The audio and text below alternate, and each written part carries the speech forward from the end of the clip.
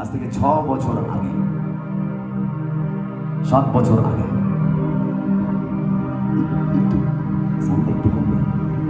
আমরা কলকাতায় একটা জায়গা আছে, তার নাম টালিগঞ্জ। কেউ গেছেন কখনো টলিগঞ্জে? ওখানে একটা হাসপাতাল আছে, খুব বিখ্যাত হাসপাতাল, খুব পুরনো হাসপাতাল। তার নাম হচ্ছে MR বাঙুর। শুনেছেন কখনো? কেউ গেছেন ওখানে? জানেন? ওই হাসপাতালের একটা প্রচলন ছিল যে ওটা একটা এমন হাসপাতাল, এখন অনেক ভালো করেছে, এখন সুপার স্পেশালিটি করেছে, পাশে অনেকগুলো বিল্ডিং করেছে, অনেক স্পেশাল ট্রিটমেন্ট দিচ্ছে, অনেক ইনফ্রাস্ট্রাকচার অনেক নিউ করেছে, অনেক ভালো অত্যাধুনিক টেকনোলজি এনেছে। একটা নার্সিংহোমকে টেক্কা দেওয়ার মতন ইনফ্রাস্ট্রাকচার করেছে সেখানে আফটার কোভিডের পর থেকে। কিন্তু আমার যখন ওখানে ভর্তি করা হলো, একটা এমন হাসপাতাল সেটা, যেই হাসপাতালের আপনি এন্টার করলে, আজ থেকে 6 বছর আগের কথা বলছি, এন্টার যখন করবেন সেখানে দুটো জিনিস পাবেন। একটা হাসপাতালে গেলে কিসের স্মেল পাওয়া যায়? একটা হচ্ছে দেখবেন ওষুধের স্মেল, তাই না? যেগুলো ট্রিটমেন্ট করেছে তার স্মেল। কিন্তু ওটা একটা এমন হাসপাতাল ছিল, ওখানে ঢোকার সঙ্গে সঙ্গে হাসপাতালের ওখানে অ্যাওয়ারনেস লেখা থাকতো, ডেঙ্গু থেকে বাঁচার জন্য, ম্যালেরিয়া থেকে বাঁচার জন্য। ওই প্রতিটা দেওয়াল পানের পিকে, গুটকার পিক থেকে পুরো লাল হয়ে গেছে। আপনি বুঝতেই পারবেন না ওটা হাসপাতাল ছিল নাকি একটা নেশার জায়গা। যারা ক্লিনিক স্টাফ, যারা স্টাফ, তারা ওখানে বসে ড্রিঙ্ক করতো, মদের বোতল, ড্রিঙ্ক, সমস্ত কিছু ওখানে থাকতো। এবং ময়লা একটা জায়গা, খুব আনহাইজিনিক জায়গা ছিল এন্ট্রান্সটায়। আমাকে যখন অ্যাডমিট করা হলো 2রা জানুয়ারি 2018, যখন আমি ভর্তি হলাম, আমি জ্বর নিয়ে ভর্তি হলাম। এবং তার কিছুদিন আগে আমার ফ্যামিলির একজন দাদা ছিল, সে ডেঙ্গুতে, খুব সিভিয়ার ডেঙ্গু হয়, প্লেটলেট এত কমে যায় যে 5000-7000 প্লেটলেট হয়ে যায় তার, সে ওখানে মারা যায়। তো এবার সেম ডাক্তারের কাছে আমিও গেছিলাম জ্বর নিয়ে ভর্তি, এবং ডাক্তারবাবু বলছে যে তোমার এক দাদা কিছুদিন আগে এখানেই মারা গেছে, তুমি আবার সেম রোগ নিয়ে এসছো, আমি তোমায় ট্রিটমেন্ট করতে পারবো না। তো ডাক্তার কি করলো, আমাকে বললো যে, আমার বোনকে বললো যে এত জ্বর, একটা ইঞ্জেকশন দিল, ইঞ্জেকশন দেওয়ার পর এত ভমিটিং হচ্ছে, আমি জল খাচ্ছি, ভমিটিং করে বেরিয়ে যাচ্ছে। তো কিছুই আমি ইনটেক করতে পারছি না, যা কিছু ইনটেক করছি সেগুলো আবার বেরিয়ে যাচ্ছে। তো ডাক্তার খুব নার্ভাস হয়ে গেল। ডাক্তার বলে যে এখানে কোনো চিকিৎসা নেই, আপনি ইমিডিয়েট ওকে কোনো প্রাইভেট বা কোনো সরকারি হাসপাতালে অ্যাডমিট করুন। তো আমি যখন ভর্তি হলাম, এবার ওখানকার একটা মাহল চলছিল ডেঙ্গুর, এবার সবাই ডেঙ্গুতে মারা যাচ্ছে, ডেঙ্গু ট্রিটমেন্ট, সোসাইটি থেকে অনেক অ্যাওয়ারনেস দিচ্ছে ডেঙ্গুর জন্য। তো এবার ন্যাচারালি সবাই ভাবে যে আমার ডেঙ্গু হয়েছে। তো ডাক্তার কি করলো, ওই প্যারাসিটামল, জ্বর প্রচুর, প্যারাসিটামল চ্যানেল করে দিচ্ছে, স্যালাইন যাচ্ছে, প্যারাসিটামল দেখছে, যার কোনো ওষুধ দিচ্ছে না, আর মাঝে মাঝে গ্যাসের ওষুধ দিচ্ছে। আমি 2 তারিখ থেকে 4 তারিখ অব্দি ওই একই ওষুধ নিই, আমার রোগটা বাড়তে থাকে। এবং আমার এত বমি হয়, বমিটা না কালারটা হচ্ছে ইয়েলোইশ কালার, মানে একদম হলদেটে রঙ হয়। এবং বমি করছি, মনে হচ্ছে সর্ষের তেল বেরোচ্ছে বমিতে। আমরা সর্ষের তেল দিয়ে রান্না করি, ওরকম তেল বেরোচ্ছে। আমি তখন ডাক্তারকে বললাম, ডাক্তারবাবু আপনি আমার বিলিরুবিনটা একবার টেস্ট করুন তো। এবং বিলিরুবিন যখন আমার টেস্ট করলো, তখন বিলিরুবিনের মাত্রা ছিল 22.7, যেটা একটা ন্যাচারাল লোকের বিলিরুবিন থেকে, বা যারা জন্ডিস হয় তার থেকে অনেকটা হায়ার।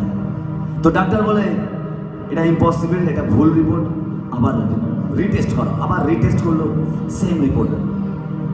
এবার ওখানে অনেকে ছিল যারা বাবাকে বলছে যে সরকারি হাসপাতাল বলে তো ভুল ট্রিটমেন্ট করছে, তুমি বাইরে থেকে রিপোর্ট করো। কলকাতার ওয়ান অফ দ্য টপেস্ট জায়গা থেকে আমার বাবা এক রিপোর্ট করালো, সেম রিপোর্ট 22.7। তো ডাক্তার বললো যে এটা তো ইম্পসিবল, এরকম কখনো হয় না। ঠিক আছে, যখন বেরিয়েছে আমরা এটার উপর ধার্য করে আমরা ট্রিটমেন্ট করছি। তো ওনারা যখন আমার LFT করলো, লিভার ফাংশন টেস্ট করলো, আমার রোগ ধরা পড়লো 5 তারিখে হেপাটাইটিস B আর A ভাইরাল হয়ে যায়, এমন একটা রোগ। এবং আমার হেপাটাইটিস বিটা খুব খারাপ পর্যায়ে, সিভিয়ার পর্যায়ে পৌঁছে যায়, লিভার বেড়ে যায়। আর কি করতো, প্রতিদিন রাত্রেবেলা আমার রক্ত নিত, LFT মানে ব্লাড নিত, লিভার ফাংশন দেখতো, সমস্ত কিছু। এবং পরের দিন সকালবেলা আমাকে টেস্টের রিপোর্ট দিত। পরের দিন আবার যখন ব্লাড নিয়ে যখন রিপোর্ট দিচ্ছে আমাকে, দেখলাম আমার লিভারের মধ্যে সিরোসিস হয়েছে। লিভার সিরোসিস আমরা শুনেছি একটা রোগ, খুব ডেঞ্জারাস। লিভারটা বেড়ে যায়, সোয়েলিং হয়ে যায়, ভেতরে অনেক ইনফেকশন হয়ে যায়। এবং আমি হাসপাতালে কিভাবে বেডের মধ্যে শুতাম জানেন? ঠিক এইভাবে শুয়ে থাকতাম। আমাকে না ডান দিক না বাঁ দিক নড়তে বারণ করেছিল, বলে তুমি মুভ করবে না। কেন জানেন? আমি প্রথম শুনেছিলাম সেইবার যে লিভার নাকি বেড়ে গেলে, এক্সপ্যান্ড করলে লিভার নাকি ব্লাস্ট করে, ফেটে যায়। আমি বললাম লিভারও ফেটে যায়? বলে হ্যাঁ। আমার লিভারটা আর 3% বাকি ছিল তার এক্সপ্যানশনের, বৃদ্ধির শেষ পর্যায়ে। মানে 3% যদি হয়ে যেত আমার লিভার ব্লাস্ট করতো, ওখানে স্পট ডেথ হয়ে যেত। তারপরে ফাইনাল রিপোর্ট যখন আসে 7 তারিখ, আমার মনে আছে সকাল 11:25 আমার ফাইনাল রিপোর্ট আসলো।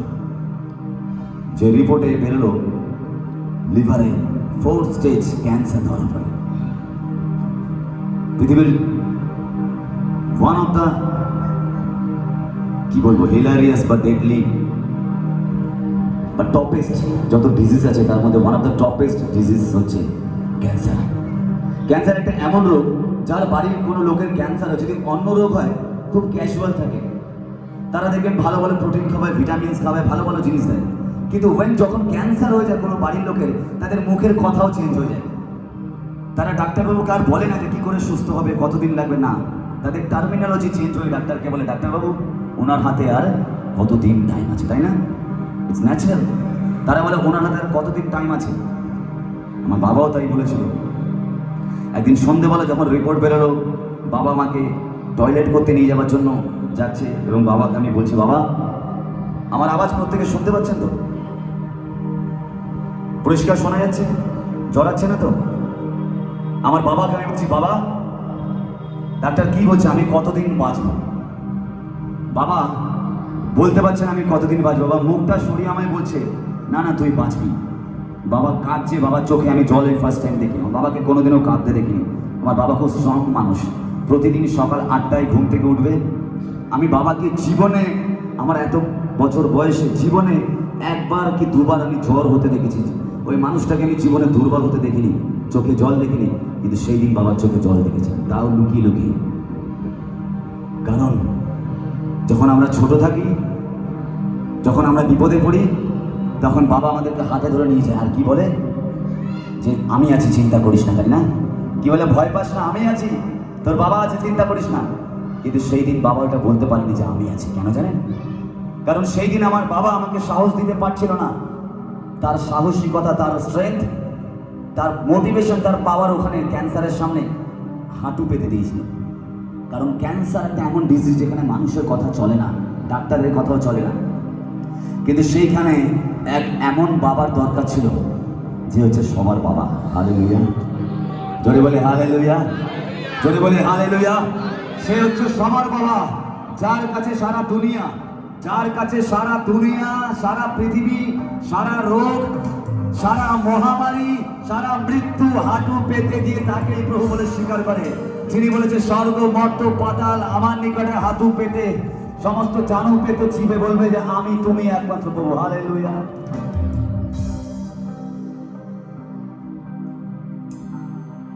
বাবাকে বলছে এক বাবার এক বন্ধু, মন দিয়ে শুনবেন, বাবাকে বাবার এক বন্ধু বলছে যে বাবার নাম শিবপ্রসাদ, ডাক নাম শিবু। বলছে শিবু তোর ছেলেকে কলকাতায় ভালো ভালো নার্সিংহোমে একবার ট্রাই কর না। আর আমি তখন কাজ করতাম বেঙ্গল সিনেমা, বাংলা সিনেমায় সঙ্গীত পরিচালকের কাজ করতাম। আমি 5খানা বাংলা ছবি আমার রিলিজ আছে। 2019-এ আমার শেষ ছবি, সিরিয়াল, ফিল্ম, এগুলো ছিল আমার গ্রাউন্ড, যেখানে আমি গান গাইতাম এবং গান লিখতাম, সুর করতাম। আমি যখন হাসপাতালে মৃত্যুর সঙ্গে লড়াই করছি, তখন আমার টালিগঞ্জে পোস্টার বেরিয়েছে, ওখানে নাম লেখা ছিল ফিল্ম 6 তারিখে রিলিজ হবে। 6 ফেব্রুয়ারি আমার ছবি রিলিজ। আর ডাক্তার আমায় 7 তারিখে আমার রিপোর্ট বেরিয়েছে ক্যান্সার। আর ডাক্তার বলছে আর 3 দিন তোমার টাইম আছে। আর পরের মাসে 6 তারিখে আমার ছবি release. As a music director একটা স্বপ্ন ছিল, স্বপ্ন পূর্ণ হতে যাচ্ছে। এক মহিলা বাবাকে বলল, ডাক্তার যে আপনার ছেলের কাছে 3-4 দিনের মধ্যে ছেলে চলে যেতে পারে, আপনি প্রিপেয়ার থাকুন। মন দিয়ে শুনবেন সব। বাবার নাম এনে কি করলো, আমাকে সেই কোঠারিতে নিয়ে গেল। কলকাতায় একটা কোঠারি বলে একটা আছে নার্সিং, আই থিঙ্ক সেটা চিড়িয়াখানার পাশে এরকম হবে। তো যখন নিয়ে গেল, তো আমার অ্যাকাউন্টে আমি একটা শর্ট ফিল্মের জন্য, একটা গান রেকর্ডের জন্য আমাকে 20,000 টাকা অ্যাডভান্স দিয়েছিল, অ্যাডভান্স পেমেন্ট করেছিল। তার মধ্যে 5,000 খরচ হয়েছিল আর 15,000 টাকা আমার কাছে ছিল পকেটে। আমি বাবাকে বললাম, বাবা তুমি যেখানে আমাকে নিয়ে গেলে তার ট্রিটমেন্টের খরচা কত? বলছে 15 লাখ। 30 দিন থেকে 45 দিন আমাকে সার্ভাইভ করে রাখবে, কোনো শিওর নেই, যে কোনো দিন এক্সপায়ার করে যেতে পারে, ভেন্টিলেশনে সাপোর্টে রাখবে। আমার অ্যাকাউন্টে খরচাটা পকেটে আছে 15,000, আর ডাক্তারের কাছে এস্টিমেট বলছে 15 লাখ। বাবাকে বললাম, বাবা তুমি কখনো পাগল দেখেছো রাস্তায় ঘুরে বেড়ায়? বলে হ্যাঁ। তুমি দেখবে পাগলগুলো যখন রাস্তায় ঘুরে বেড়ায়, এই রোদের মধ্যে, গরমের মধ্যে, ঠান্ডার মধ্যে ঘুরে বেড়ায়, গায়ে ড্রেস নেই, গরমের মধ্যে অনেক 4-5টা জামা চাপিয়ে দিচ্ছে গায়ে, কোনো পাগলের পা ফুলে যায়, পা দিয়ে পুঁজ বেড়ায়, হয় না এরকম, মাথা ফুলে যায়। আমরা দেখি ভাবি আহারে পাগলটা মারা যাবে, কে ট্রিটমেন্ট করছে না কেন, অনেকে যেতে ভয় পায় যদি কিছু করে।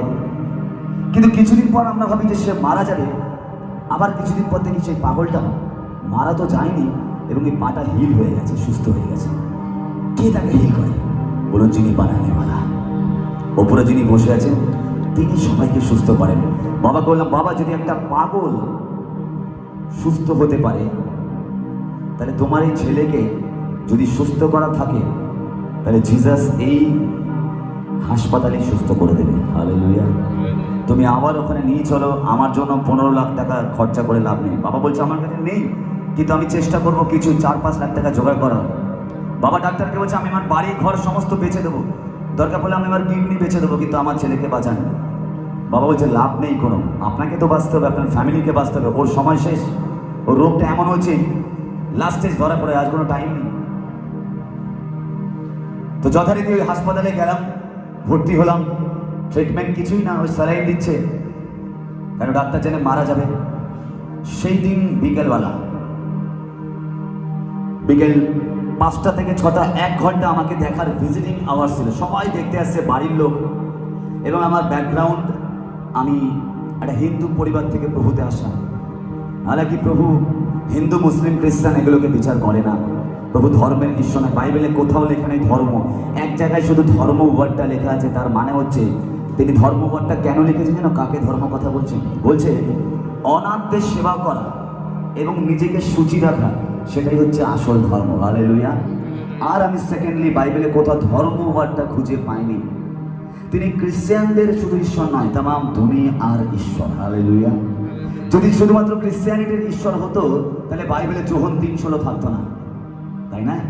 তাহলে ঈশ্বর বলতো না যোহন 3:16-তে তিনি জগৎকে, জগৎ ওয়ার্ডটা উড়ে গিয়ে বলতো তিনি ক্রিশ্চিয়ানিটিকে এমন প্রেম করলেন। কিন্তু না, আমরা পড়ি যখন তিনি জগৎকে প্রেম করলেন। এই জগতের মধ্যে ব্রাহ্মণ আছে, শূদ্র আছে, ছোট বড় সব আছে, হিন্দু আছে, মুসলিম আছে, খ্রিস্টান আছে, এখানে এভরিওয়ান আছে। আর তিনি এটাই বোঝাতে চাইল যে আমি সবাইকে ক্ষমা করেছি, সবার পাপকে মুক্ত করেছি বলে আমি ক্রুশে চলেছি। হালেলুয়া। তার জন্য আমায় যখন বললো সেই আন্টি এসে পার্ক সার্কাস বেথেল চার্চ থেকে, বলছে তুমি কি বিশ্বাস করো যীশু খ্রিস্ট মৃত্যুর 3 দিনের দিন আবার বেঁচে গেছিল? আমি বললাম, আন্টি আমি তো মরতে বসেছি, আমার হাতে আর কয়েকদিন সময় আছে, যদি আমি বিশ্বাস করি বেঁচে যাই, আর যদি অবিশ্বাস করে মারা যায়, কোনটা বেস্ট? আমি বিশ্বাস করে বাঁচতে চাই। তখন আমাকে বলছে শুধু বিশ্বাস করলে হবে না, মুখে প্রভু বলে স্বীকার করতে হবে। বলে কেন? এবং তখন আমি আমার ব্যাকগ্রাউন্ড বুঝতে পারছিলাম। ভট্টাচার্য মানে ব্রাহ্মণ পরিবারের ছিল, গলায় পইতে পইতে সব ছিল, হাতে ভর্তি আংটি ছিল। আমি কাউকে ডিপ্রাইভ করছি না, কাউকে ছোট করছি না, বা কাউকে, আমার কথার উদ্দেশ্য একটা আঘাত করা নয়। আমার উদ্দেশ্য একটা, যে আপনি যে আঘাতটা পেয়েছেন সেখানে মলম দেওয়া, প্রভুর কথা বলে। হালেলুয়া। কারণ প্রভু আঘাত দিতে আসেনি আর আমাকেও পাঠায়নি। প্রভু আঘাত দেবে না বলেই তো তিনি কোনো আঘাত নিলেন। আজ কি বলছেন? যে আমি পিতা তার পুত্রকে পাঠিয়েছে জগতের বিচার করার জন্য নয়। তিনি দুষ্টদের দমন করার জন্য, সাধুদেরকে ওঠানোর জন্য আসেনি।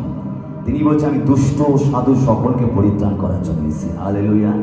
তিনি পাপকে ভালোবাসে না, পাপীকে তো ভালোবাসে। হালেলুয়া। যদি পাপীকে দমন করতো তাহলে আমি আর এখানে প্রভুর কথা বলতে পারতাম না। তার জন্য ওই আন্টি যখন বললো বাবা তুমি দেখো তো এখানে, আমার প্রথম খুব অসুবিধা হচ্ছিল বাইবেলে যে আন্টি আমার মনে হচ্ছিল যে তুমি আমায় কনভার্ট করছো না তো, আমার ব্রাহ্মণত্বকে কেড়ে নিচ্ছ না তো, আমাকে খ্রিস্টান হতে হবে। তখন আমাকে বললো আন্টি যেন প্রকৃত ব্রাহ্মণ মানে কি? আমি বললাম যে আচার অনুষ্ঠান শাস্ত্র সম্বন্ধে জ্ঞান আছে। বলছে তাহলে তো সদ্য কি হয়ে গেলাম, ফরিসি হয়ে গেলাম। প্রকৃত ব্রাহ্মণ সেই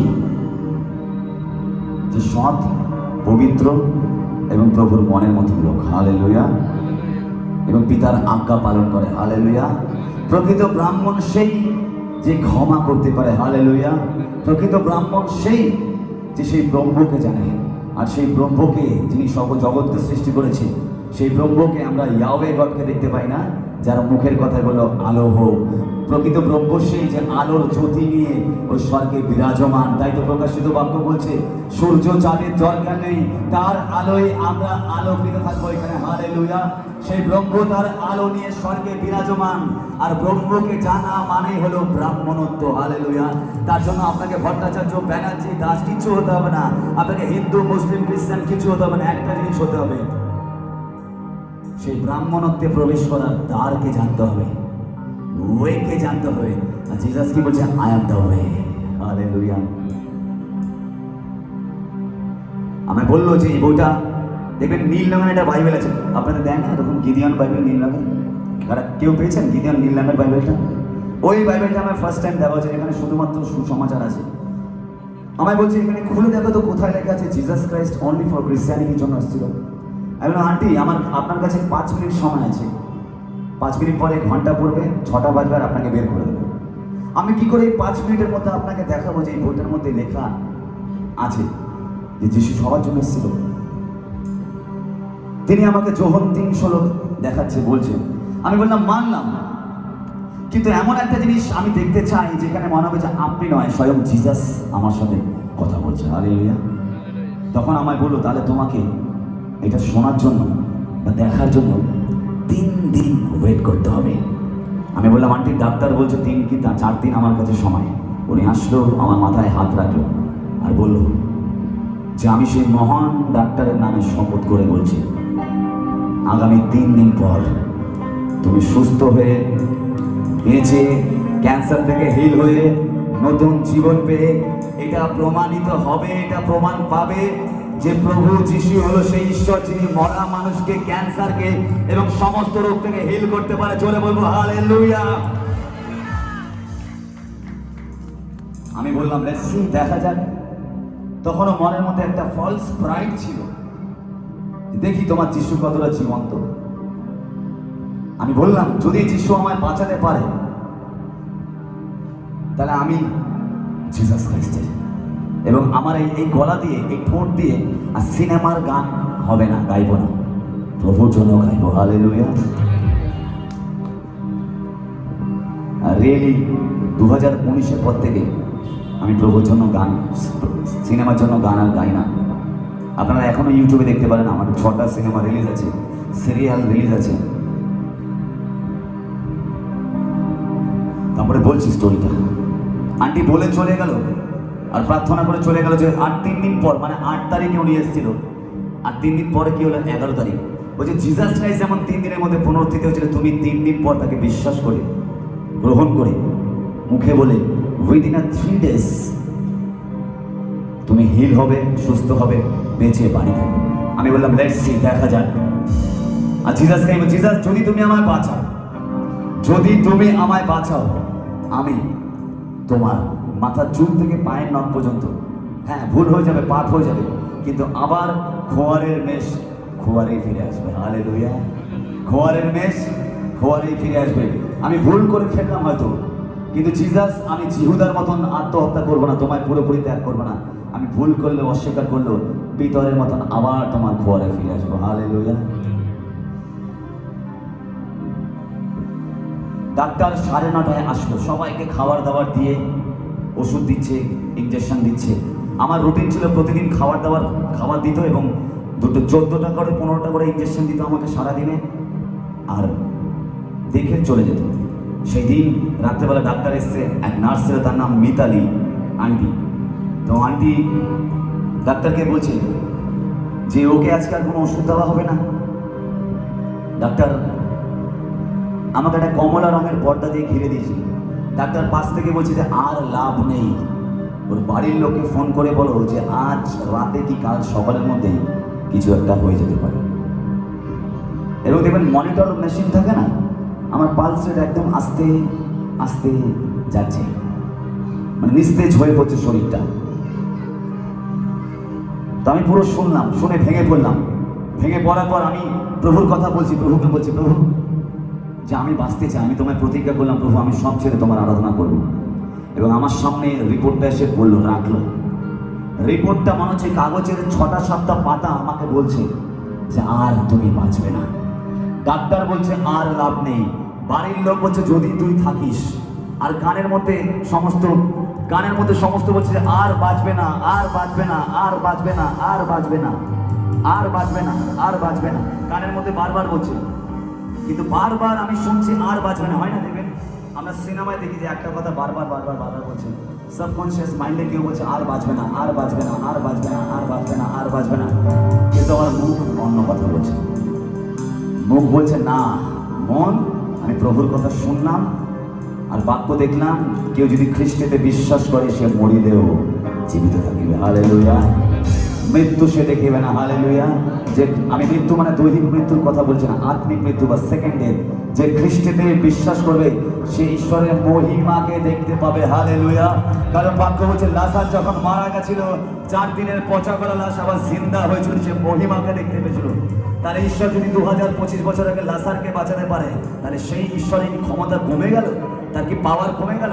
তার কি আলো আস্তে আস্তে নিভে গেল? না, তিনি আজও পারে আর একটা লাজারকে বাঁচাতে এবং এই বাংলার বুকে একটা লাজারকে তৈরি করতে। হালেলুয়া। 12:15 থেকে আমার বুকের মাঝখানে ব্যথা শুরু হলো।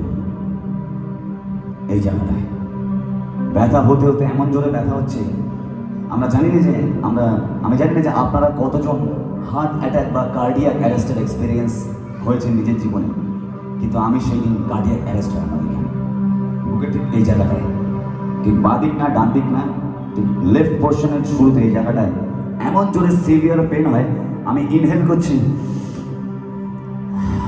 এক্সেল আর হচ্ছে না, নিঃশ্বাস নিচ্ছি, এটা আর বেরোচ্ছে না। 12:15 থেকে 12:35 অব্দি আমি নিঃশ্বাস নেওয়ার জন্য ফেলার জন্য স্ট্রাগল করি, নিঃশ্বাস নিতে পারছি না, মনে হচ্ছে গলার এখানটা কিছু একটা আটকে আছে। আমি নিঃশ্বাস না নিতে পেরে পেরে পেরে ওখানে বিছানায় পড়ে যায়, আমার শরীর দুর্বল হয়ে যায়, আর পাচ্ছি না। আর প্রভুকে লাস্ট একটা কথা বলি, প্রভু আমি এত ডাকলাম তুমি শুনলে না, যদি তোমার ইচ্ছা হয় আমায় বাঁচিয়ে দেবো। আর বললাম প্রভু আমি বললে তোমার কোনো যায় আসবে না, কারণ আমি যদি মারা যাই তাহলে তোমার ঈশ্বরত্বর ক্ষমতাকে ছোট হবে না, কারণ আমি বললে কেউ জানতে পারবে না যে তুমি একজনকে বাঁচাওনি। এই 4 দেওয়ালের মধ্যে কেউ জানতে পারবে না যে পরম মারা গেছে, কেউ জানতেই পারবে না, কারণ আমার পরিবার কেউ খ্রিস্টানিটির মধ্যে ছিল না, হিন্দু ব্রাহ্মণ পরিবার থেকে আসে। কিন্তু বললাম প্রভু আমি মারা গেলে তোমার আরাধনা কমবে না, তোমাকে কেউ বলবে না যে তুমি কেন বাঁচাতে পারলে না, কেউ জানতেই পারবে না। কিন্তু প্রভু এক মা তার ঘরে আঁচল পেতে তোমার কাছে ভিক্ষে চাইছে আর বলছে যে তুমি যদি জিন্দা পরমেশ্বর হও তাহলে আমার ছেলেকে বাঁচিয়ে দাও। প্রভু সে মায়ের জন্য, প্রভু সে মায়ের চোখে জলের জন্য, প্রভু সত্যি আমি তোমায় বলছি তুমি জিন্দা পরমেশ্বর, তুমি তার ছেলেকে তার কোলে ফিরিয়ে দাও। প্রভু সে মায়ের চোখে জলে তুমি তার ছেলেকে ফিরিয়ে দাও। আর আমার মায়ের জন্য হয়তো আমি প্রভুকে শুনতে পাইনি, প্রভু হয়তো আমার মায়ের চোখের জল থেকে ওইখান থেকে বলেছে সে স্বর্গের রেলের থেকে আমেন। হালেলুয়া। একটা বাক্য আছে দেখবেন মথির 18:18, যেখানে লেখা আছে তোমরা এখানে যা বাঁধবে ওখানে বাঁধা থাকবে, যা খুলবে তা খোলা থাকবে। আমার মায়ের কান্না হয়তো, মা জোরে চিৎকার করে কাঁদেনি, মায়ের কান্না হয়তো স্বর্গরাজ্যে সেই ডাইমেনশনকে সেদিন খুলে দিয়েছিল আর ঈশ্বরের কাছ থেকে জীবন নামিয়ে নিয়েছিল আমার জন্য। হালেলুয়া। বুকে ব্যথা করতে করতে করতে না পেরে আমি শুয়ে পড়ি ওখানে, তখন আমার কার্ডিয়াক অ্যারেস্টে আমি চলে যাই। হঠাৎ আমার ফিল হয়।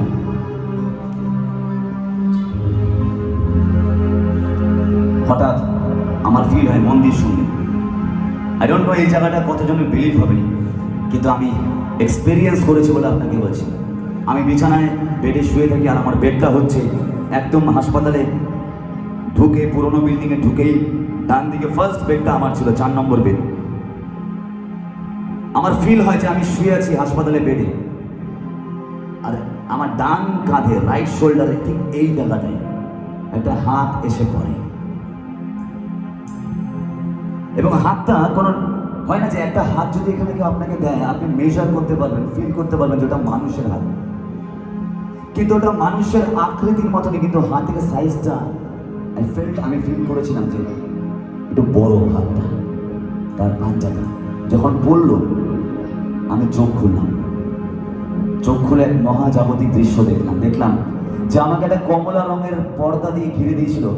পর্দা ভেদ করে একটা হোয়াইট কালারের আলো আমার সামনে দাঁড়িয়ে আছে, পুরো সামনে। আমি এখানে লাইক যদি আমি এখানে শুয়ে থাকি, এই বক্সটার ওখানে মানে এতটা ডিস্টেন্সের মধ্যে দাঁড়িয়ে থাকে আমার ডান দিকে। শুধু দাঁড়িয়েই থাকে না, আমি দেখতে পাই ওই আলোটা একটা হাতের মতন আকৃতি এসে আমাকে ডান হাতে এই জায়গাটায় রিস্ট থেকে কনুই পর্যন্ত একবার এরকম স্পর্শ করে, আর একবার এরকম স্পর্শ করে। যখন স্পর্শ করছে আমার ফিল হচ্ছে যে আমার শরীর থেকে অনেক যন্ত্রণা, অনেক ব্যথা, অনেক ভারী পান ওই আলোটা ডিজলভ করে নিচ্ছে, নিজের মধ্যে টেনে নিচ্ছে, শুকিয়ে নিচ্ছে, ডিঅ্যাক্টিভেট করে দিচ্ছে। এবং শরীরে আমার খুব যন্ত্রণা ছিল, কেন এভরিডে 15-16টা করে ইঞ্জেকশন দিত, আর সারা শরীরে ইঞ্জেকশন, দাঁত, কেমোথেরাপি নিয়ে আমার শরীর পুরো কালো হয়ে গেছিল। আর যেখানে ক্ষত হতো, আমি থম্প্রোফপ বলে একটা জেল আছে, ব্যথা বলে ফুলে যেত, ওটা লাগাতাম, আরও কালো হয়ে যেত। এই হাতটা, ডান হাতটা বা হাতটা আমার থাইয়ের মতন ফুলে গেছিল, দেখতে পিছিয়ে হয়ে গেছিল। আমার গায়ের কালার পুরো একদম কি বলবো, রেড ব্ল্যাকিশ হয়ে গেছিল, রক্তের রং রেড টাইপের, লাল টাইপের নয়, কালচে রক্তের রং হয়ে গেছিল। সামনে যেতে মানুষ কষ্ট পেত, দেখতে ঘৃণা পেত, এরকম হয়ে গেছিলাম। কিন্তু যেই মুহূর্তে আমাকে স্পর্শ করছে, আমার ফিল হচ্ছে যে আমার শরীরের মধ্যে এক আশ্চর্যভাবে একটা জোর আসছে, একটা প্রেশার আসছে, এবং একটা হালকাও লাগছে। আমি বোঝার চেষ্টা করি, আমি দেখার চেষ্টা করি, শুধু আলোটা নয়, ওই কেবিনের মধ্যে আমি দেখতে পাই যে জেলি ফিশ যেমন আমরা দেখি, ওরকম জেলি ফিশের মতন কতগুলো খণ্ড খণ্ড মেঘ ওইখানে দাঁড়িয়ে যায়। এবং অদ্ভুতভাবে একটা বিরাট চিৎকার ওই কিছুক্ষণের জন্য, ফ্র্যাকশন অফ সেকেন্ড হবে, কিছুক্ষণের জন্য এখানে এত জোরে চিৎকার হয়। চিৎকারটা শুনে কেমন মনে হয় যে একটা টানেলের মধ্যে, একটা বড় টানেলের মধ্যে যদি 1000 জন মিলে চিল্লায় যেমন আওয়াজ হবে, এক সুপার হিউম্যান বা একটা অতি মানবিক চিৎকার, যেটা মানুষের সঙ্গে তুলনা করা যায় না। এটা কোনো গুড মোমেন্টসকে, একটা জেতার মুহূর্তকে সেলিব্রেট করা হচ্ছে, ওরকম একটা চিৎকার ওখানে শুনতে পায়, কিন্তু কেউ শুনতে পায় না। যখন স্পর্শ করার পর আমার চোখে ঘুম জড়িয়ে আসে, আমি ঘুমিয়ে পড়ি।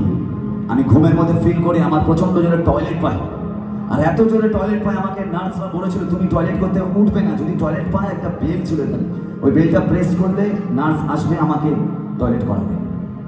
আমি বিছানায় পড়ে থাকতাম, উঠতে পারতাম না। আমি টয়লেট, পটি সমস্ত কিছু বিছানায় করতাম।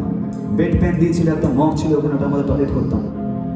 আমি বেলটা প্রেস করছি, কেউ আমার আওয়াজ শুনতে পাচ্ছে না, চিৎকার করছি, কেউ আমার আওয়াজ শুনতে পাচ্ছে না। আমি বাধ্য হয়ে নিজেই ওঠার চেষ্টা করি, কারণ এত জোরে টয়লেট পাই না, চাপতে পারি না। আমি যখন উঠলাম, ওই বিছানা থেকে যখন ওই রডটা ধরে যখন ধরলাম, ধরার পর আমি দেখি আমার হাতটা নর্মাল হয়ে গেছে, আর ফোলা নেই। হালেলুয়া, ওই হাতটা নর্মাল হয়ে গেছে, আর ফোলা নেই। আমি আস্তে আস্তে একটা পা নিচের মধ্যে ফেললাম, দেখি আমার পাটাও নর্মাল হয়ে গেছে, পায়ের মধ্যে আস্তে আস্তে জোর পাচ্ছি। হালেলুয়া, আমার ফিল হচ্ছে শরীরে আর কোনো যন্ত্রণা নেই, কেউ নেই ওখানে। আমি একা একাই ওখান থেকে নামলাম, উঠে যেই পর্দাটা খুললাম আস্তে আস্তে, হঠাৎ থেকে একটা নার্স, একটা সিস্টার ওখান থেকে যাচ্ছে, এবং আমায় দেখে সে যাচ্ছিল একটা ট্রেতে করে অন্য কোনো মারিজকে, কোনো পেশেন্টকে ওষুধ দিতে। যে আমায় দেখে মনে হলো যে একটা ভূত দেখলো, যেমন দেখে মানুষ পালায়, ওরকম ট্রেটা ওইখানে রেখে সে পালিয়ে যায়। ডাক্তার যে আমার ট্রিটমেন্ট করছিল, ডাক্তার কাজল পল, তিনি অঙ্কোলজি স্পেশালিস্ট ছিল, তিনি আমার ট্রিটমেন্ট করছিল। তিনি এসে জাস্ট দূর থেকে আমায় দেখে, সামনে আসে না, দেখে আমায় বলে, স্ট্রেঞ্জ, অদ্ভুত, আমি বললাম ডাক্তারবাবু আপনি আসেন, আমাকে দেখুন, আমি সুস্থ আছি। আমি বললাম আমি সুস্থ আছি, আপনি আসুন।